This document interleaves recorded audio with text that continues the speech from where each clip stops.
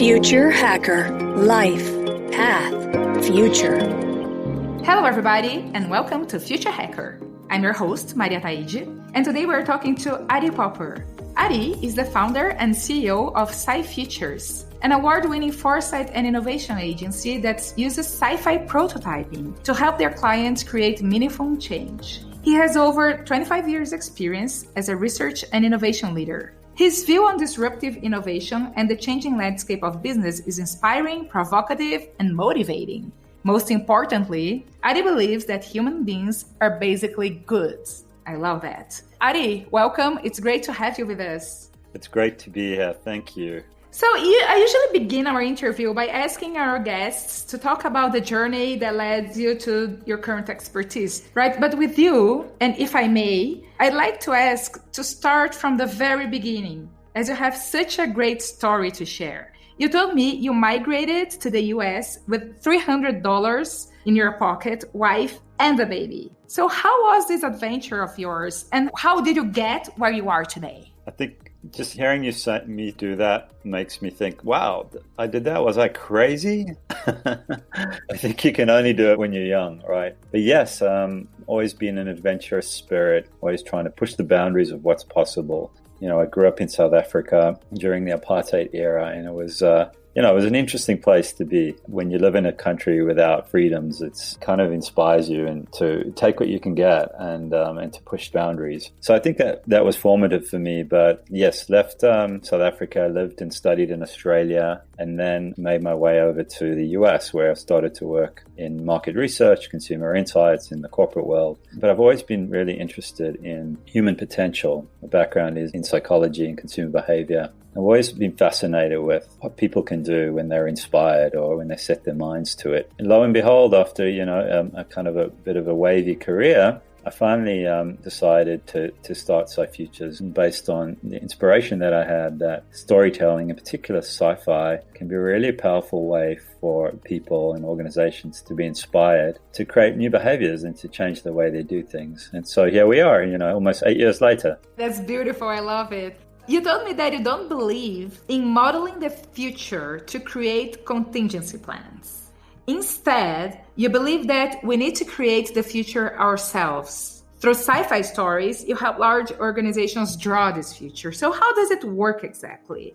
How can sci-fi help companies anticipate what you called unintended consequences and future-proof their businesses? My strong belief is that the best way to predict the future is to build it yourself. I think that there are branches of foresight that are very caught up in methodologies of modeling the future or scenario planning or contingency planning that I think can be useful, but don't necessarily lead to significant and meaningful change.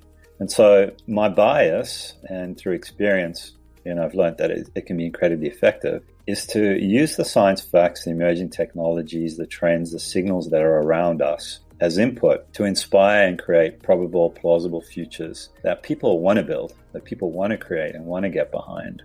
This doesn't mean we're going to ignore the sciences and the signals and the technologies, but it means that we interpret them in a way that helps us get people to act, get people to lean into it and want to be part of it. And that's where storytelling is so powerful, and that's where we can create inspiring visions of the future. So I wouldn't say we're completely ignoring modeling the future. I would say our emphasis is more on consumer behavior and on using narrative and effective communication to get people to take action. And just one last point is it's very hard when you're in a large organization. We primarily work with Fortune 500 companies. It's very hard to get these large organizations with thousands of employees to change and to take meaningful steps towards creating these disruptive futures. So our job is to kind of grease the wheels, use story, use our tools and content that we create to really align and get people motivated and inspired to change. It's still informed. It's still, we do a lot of research and it's very well educated futures. But the way that we deliver it is in a way that motivates people and gets them inspired. And that's really what Sci-Futures is all about. That's really interesting. So do you have any specific case study you could share with us, or maybe give us an example of industries applying this concept?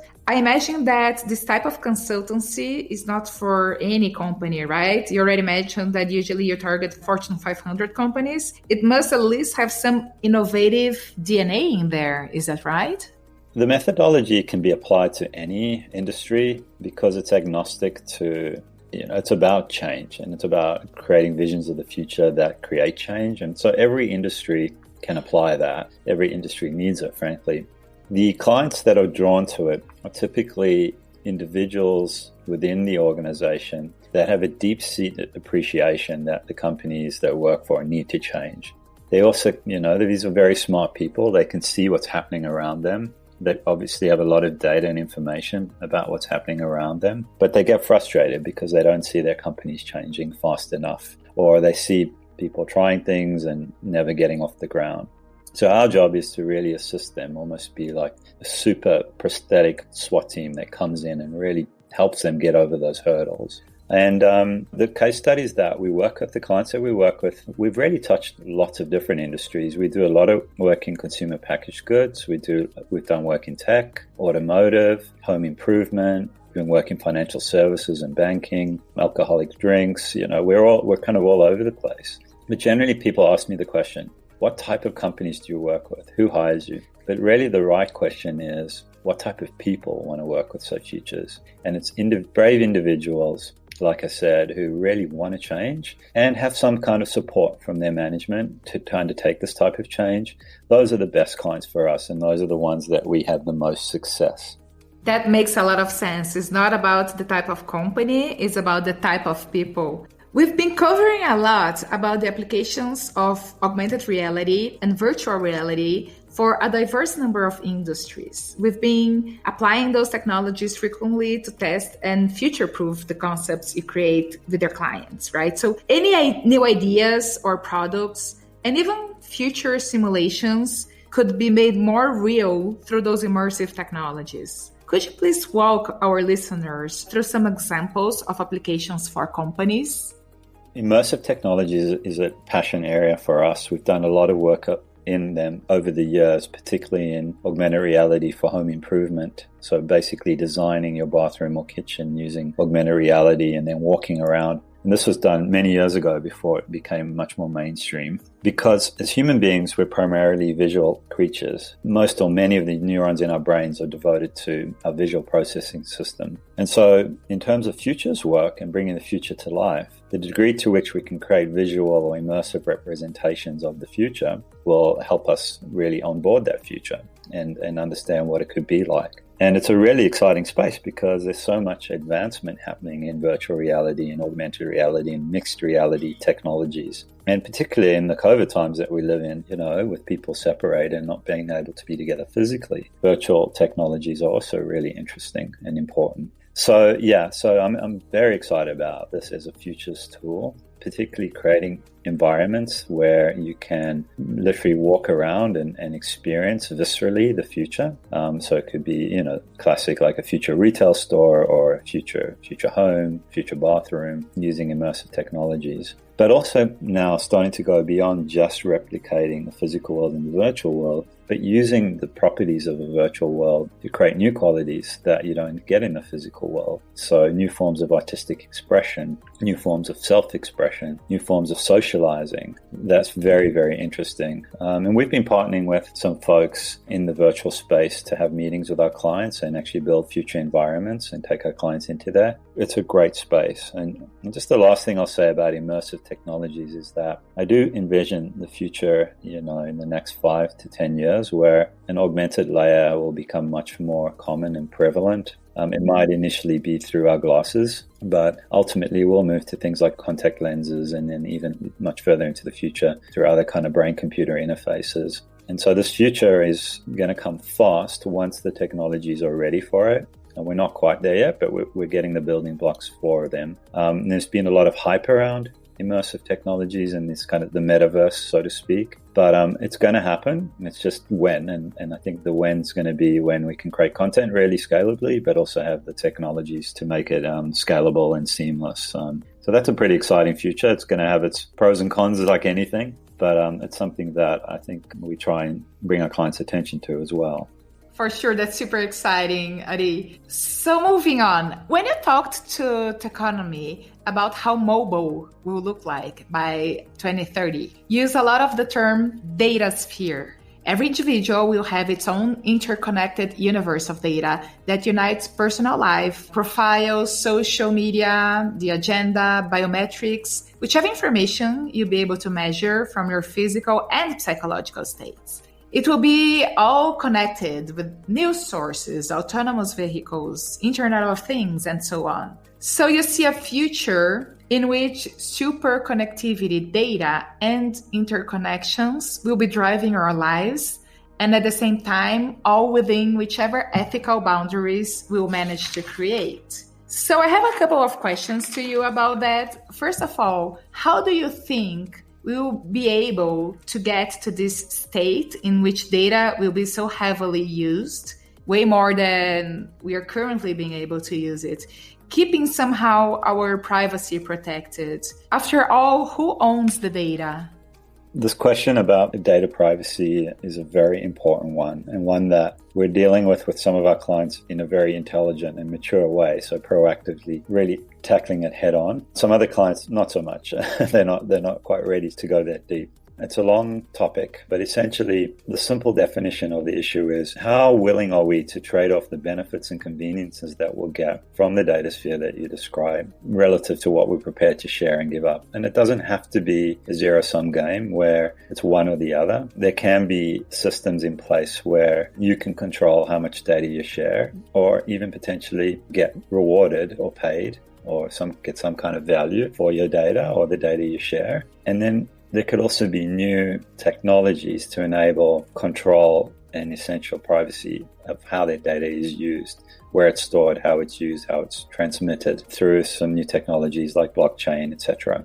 It's all emerging, of course, and it's all wet cement right now, but there are important conversations that need to happen, and consumers need to be involved, and folks who specialize in regulation and ethics need to be at the seat of the table with every project that involves building these futures. We've been lucky enough to work with a fantastic client who has embedded these ethical concerns right from the very beginning in a very advanced prototype that we're developing with them. And it's been amazing because we've been able to innovate, but at the same time take into consideration the privacy and ethical issues that are related to that. It's not an easy topic because it's a deep topic and it's quite complex. But the essential elements of it are, and what we recommend to our clients is that if you're going to be working and building these disruptive futures, you need to have someone on your team who is concerned about the ethical considerations related to that. And they not need to be like lip service, and you just talk to them once and never talk to them again. They need to be embedded as part of the team and to work alongside the team. And just last point is people that we work with, we only screen and work for the folks that have the highest ethical standards and are acutely aware of issues related to these technologies as well. Yeah, it's technology, it's a double-edged sword. On the one hand, you get tremendous benefits and freedoms and conveniences, but on the other hand, it can also be very destructive and harmful, as we've seen recently. So any kind of futures work, particularly related to the technologies that you were mentioning, have to have some kind of ethical expert or expertise embedded in alongside for the ride. Yes, that's definitely truth. This is a topic we constantly cover, and how important it is to have those discussions as a society, as you mentioned, companies, consumers, and public sector.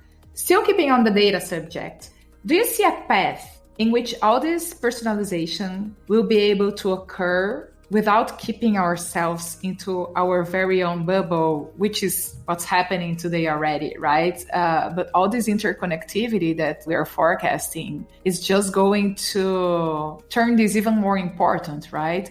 Do you think that somehow technology will be able to introduce subjects outside our comfort zone? Or do you believe we are headed towards a more even biased society as we have today? That's a great question. I absolutely see a path to it because I'm a techno-optimist and my job is to inspire positive futures, inspiring plausible futures. So yes, I absolutely think it's possible. Whether it will happen is another question. But the key issue here is, as you said, is algorithmic algorithmic bias and algorithms reinforcing insular behaviors or insular realities at the expense of more novel experiences. We've seen a lot of that recently. I think we're learning from it. I think the first step is awareness that this is happening. It's not good for us. But I do think that when algorithms or AIs are particularly intelligent, they'll realize that they can't just keep reinforcing existing habits and behaviors, that for healthy systems, for healthy human beings, we do need variety and we do need novelty as well.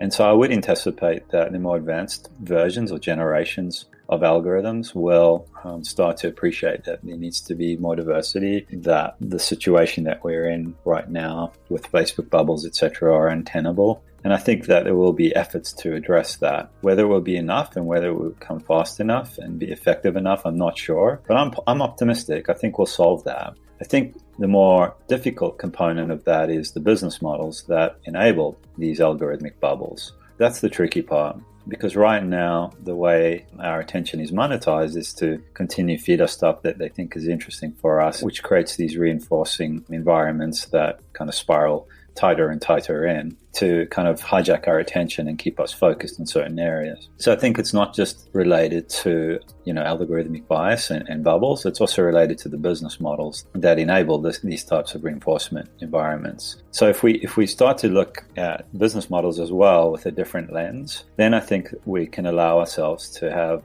break free from some of these bubbles. And so some of the other business models around data I mentioned earlier, ethical treatment of data and allowing people to monetize their own data and going away from just selling ads in an intention economy to more kind of other value-based economies, and I think is really, really exciting areas that we're only just starting to look at. Of course, whether consumers will want to either pay more or whether they'll see value in these new models, remains to be seen. But I do think it could be a competitive advantage for certain organizations if they can figure out a business model that doesn't hijack people's attention and lock them into reinforcement algorithms and actually opens it up and delivers value beyond that in ways that can be monetized or ways that can add value to the company beyond the current models. I think that is a really exciting area. It's going to take some work, but we've already started to look at those business models, and I think they're quite interesting. So I'm optimistic, but I wouldn't say that I'm confident yet that there is a solution. But I think part of the first step is recognizing we have an issue, and then secondly, figuring out ways to solve it. So we'll see, I guess, is the answer. But I am optimistic that we can work through it.